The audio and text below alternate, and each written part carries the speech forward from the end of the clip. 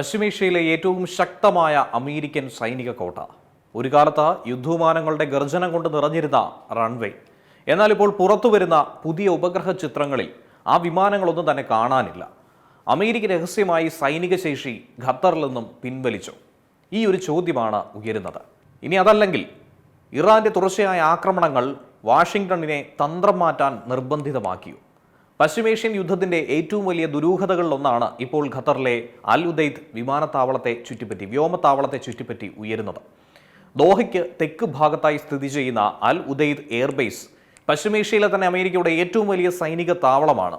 10,000-ലധികം American സൈനികരും അത്യാധുനിക യുദ്ധവിമാനങ്ങളും നിരീക്ഷണ സംവിധാനങ്ങളും ഇവിടെ പ്രവർത്തിച്ചിരുന്നു. അഫ്ഗാനിസ്ഥാൻ, ഇറാഖ്, സിറിയ എന്നിവിടങ്ങളിലെ നിരവധി അമേരിക്കൻ സൈനിക നീക്കങ്ങളുടെ കമാൻഡ് കേന്ദ്രമായും ഈ താവളം പ്രവർത്തിച്ചിട്ടുണ്ട്. എന്നാൽ അമേരിക്ക ഇറാൻ സംഘർഷം രൂക്ഷമായതിന് പിന്നാലെ പുറത്തുവന്ന ചില ഉപഗ്രഹ ചിത്രങ്ങൾ പുതിയ ചർച്ചകൾക്ക് വഴിവെച്ചിരിക്കുകയാണ്. മുമ്പ് റൺവേയിൽ നിരന്നുകിടന്ന യുദ്ധവിമാനങ്ങൾ ഇപ്പോൾ കാണുന്നില്ല എന്നാണ് ചില അന്താരാഷ്ട്ര മാധ്യമങ്ങളും ഇറാനിയൻ മാധ്യമങ്ങളും റിപ്പോർട്ട് ചെയ്യുന്നത്. ആക്രമണ ഭീഷണി വർദ്ധിച്ചതോടെ വിമാനങ്ങൾ സുരക്ഷിത കേന്ദ്രങ്ങളിലേക്ക് മാറ്റിയതാകാമെന്നും അതല്ലെങ്കിൽ താവളത്തിലെ സൈനിക വിന്യാസത്തിൽ മാറ്റം വരുത്തിയതാകാമെന്നും പ്രതിരോധ വിശകലനക്കാർ ഒക്കെ തന്നെ വിലയിരുത്തുന്ന ഒരു സാഹചര്യമാണ് ഇപ്പോഴുള്ളത്. എന്നാൽ ഈ വിമാനങ്ങൾ ഇറാന്റെ ആക്രമണത്തിൽ നശിച്ചു എന്ന അവകാശവാദങ്ങൾക്ക് ഒരു സ്ഥിരീകരണം ഇതുവരെയും പുറത്തു വന്നിട്ടില്ല. അമേരിക്കയും അങ്ങനെ ഒരു നഷ്ടം സ്ഥിരീകരിച്ചിട്ടില്ല. അതുകൊണ്ട് അത്തരം ഒരു ചർച്ചകൾക്ക് ഇപ്പോൾ പ്രാധാന്യം അർഹിക്കുന്നില്ല എന്ന് പറയാം.